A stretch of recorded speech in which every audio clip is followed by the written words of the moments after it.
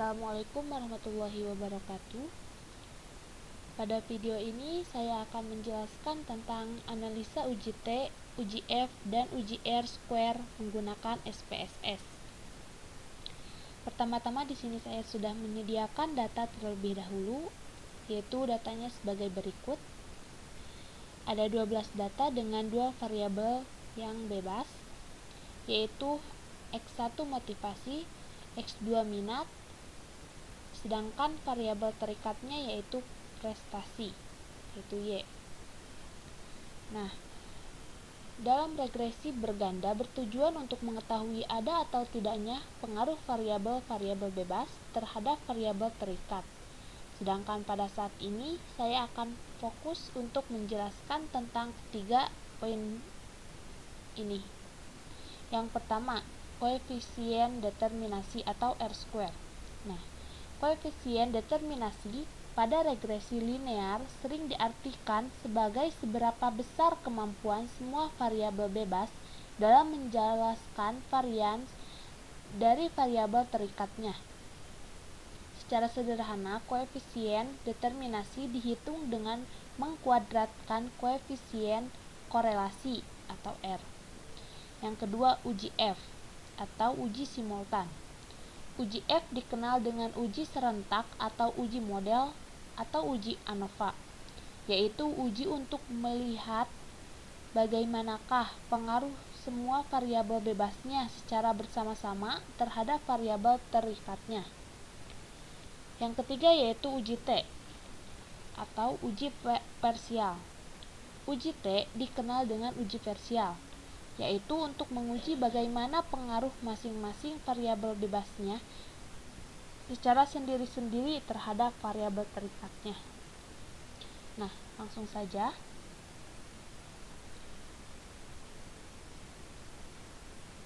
Kita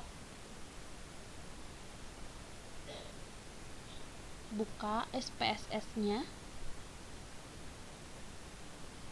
Nah, yang pertama setelah dibuka aplikasi tersebut, kita ke bagian variabel view.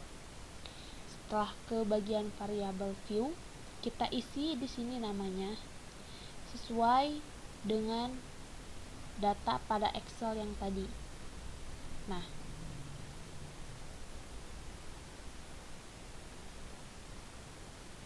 sesuai dengan data Excel yang telah saya buat. Di sini, yang pertama ada prestasi.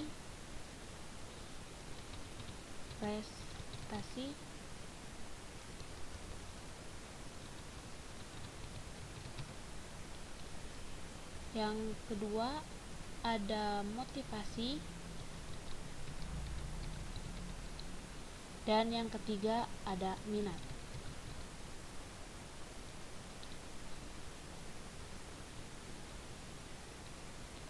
Nah, di sini ganti semua seperti ini. Nah, setelah itu kita masukkan label. Label di sini yaitu kayak seperti yang pada Excel ini. Nih, prestasi berarti Y. Di sini masukkan Y. Motivasi X1 dan minat X2. Nah, setelah seperti ini, jadi yang dirubah di sini itu setelah dimasukkan nama, yang dirubah di sini itu ini semua dirubah. Terus di sini label itu ditambah, yaitu seperti karena kan prestasi itu di sini Y, motivasi X1 dan minat X2. Nah, setelah itu langsung kita ke data view. Nah, seperti ini. Setelah seperti ini, kita masukkan data-data yang ada di Excel ini ke sini. Oke, kita kopas saja. Kita kopas data yang ada di Excel, masukkan ke sini, lalu kita paste.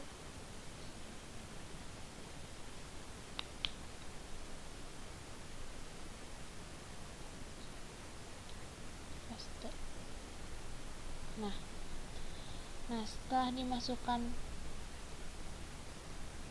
dikopas data yang ada di Excel ini, nanti akan seperti ini tampilannya. Nah, setelah itu kita lanjut masuk ke analis, terus kita cari regression. Nah, ini terus linear. Nah, jadi nanti setelah dimasukkan seperti ini, nanti hasilnya kalau sudah dimasukkan ke regression terus linear, nanti hasilnya akan seperti ini. Nah, setelah itu si Y yang prestasi ini kita masukkan ke dependent. Kita masukkan. Nah, setelah itu motivasi sama minat atau X1 dan X2 kita masukkan ke independent. Kita blok, kita masukkan ke independent. Nah, setelah masuk seperti ini, setelah dimasukkan, kita langsung oke saja. Nah, tunggu beberapa saat, sedang proses. Nah, nanti hasilnya akan seperti ini.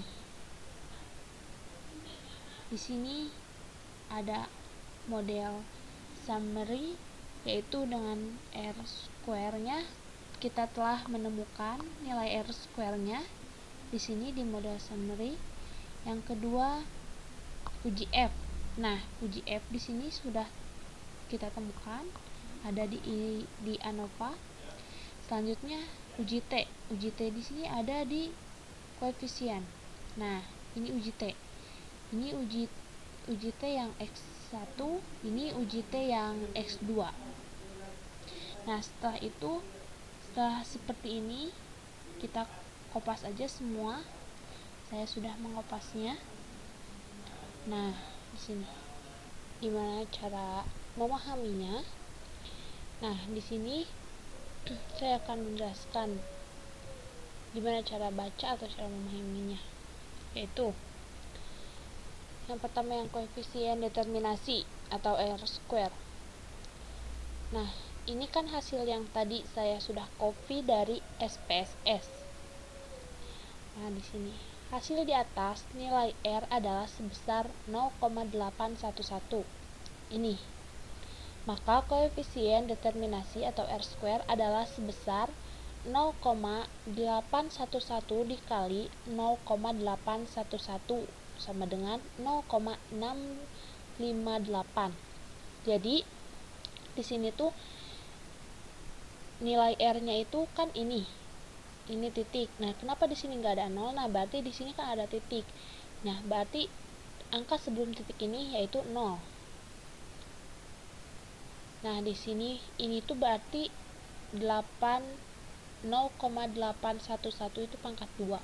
Dan hasilnya ini. Jadi R-square itu hasil dari si R ini pangkat 2. Dan ini hasilnya di sini.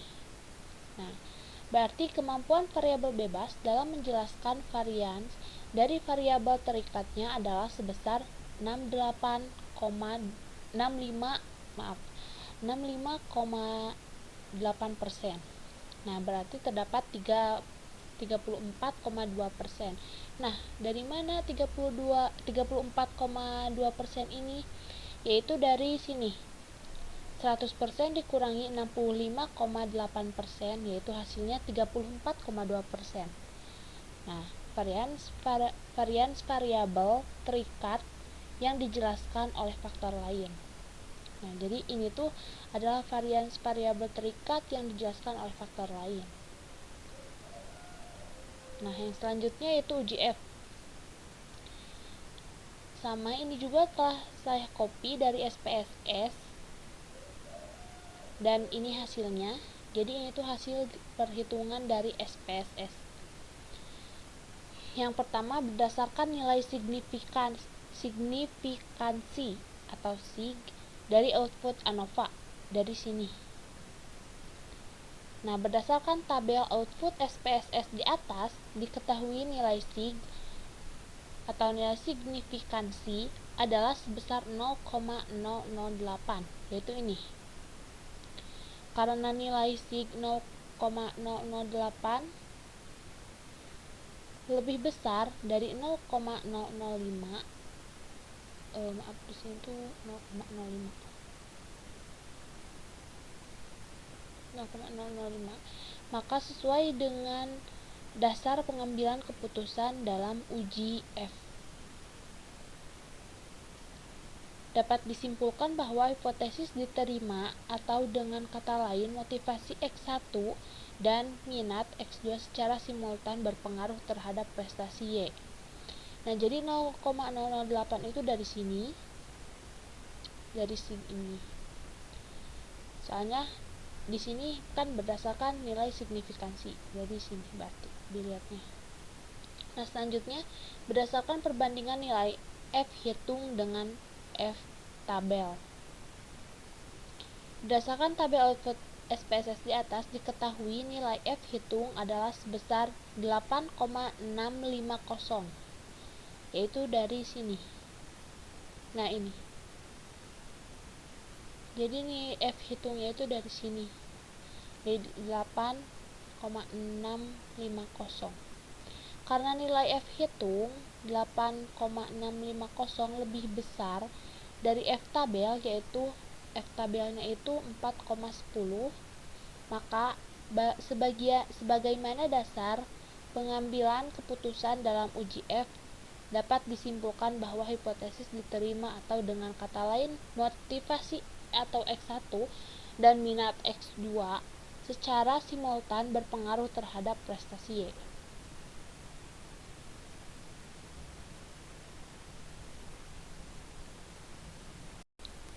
Nah, selanjutnya uji T atau parsial.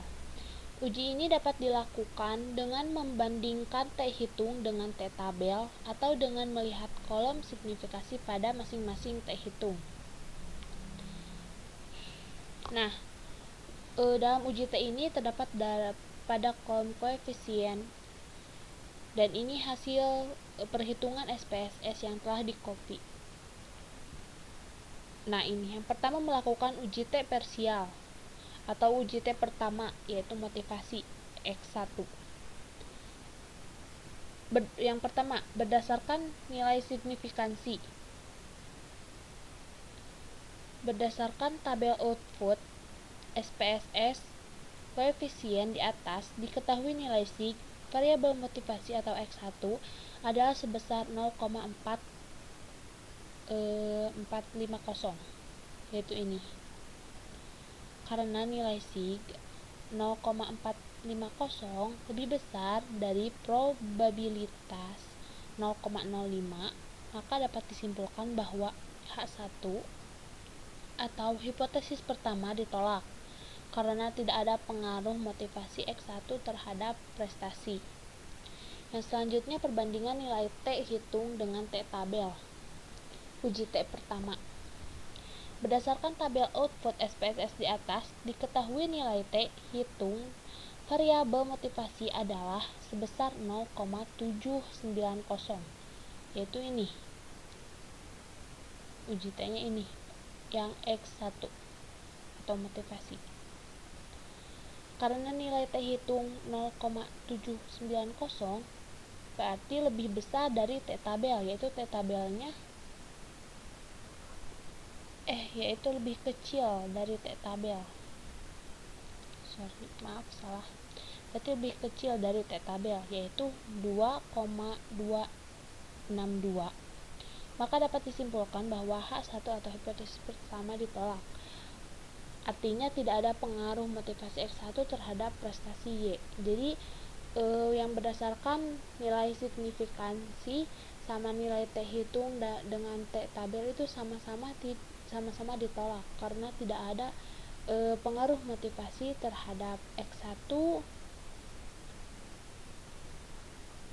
pengaruh motivasi X1 terhadap prestasi maksudnya. Nah, yang selanjutnya yaitu melakukan uji T parsial atau uji T kedua, yaitu minat. Nah, yang pertama berdasarkan nilai signifikansi.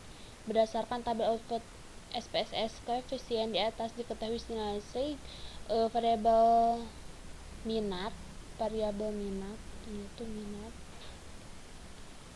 atau X2 adalah sebesar 0,347, yaitu ini nilainya.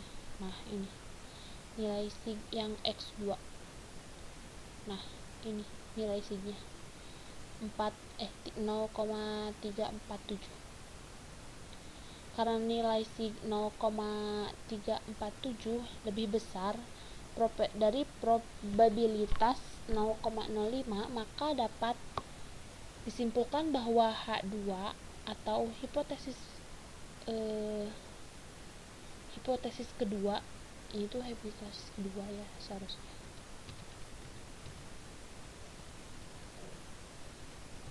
Hipotesis kedua diterima karena tidak ada pengaruh minat terhadap prestasi. Begitupun ini sama. Dan sebenarnya itu si uji T ini pengerjaannya itu hampir sama dengan uji F. Nah, di sini. Nah, mungkin sekian video penjelasan yang dapat saya sampaikan. Terima kasih. Wassalamualaikum warahmatullahi wabarakatuh.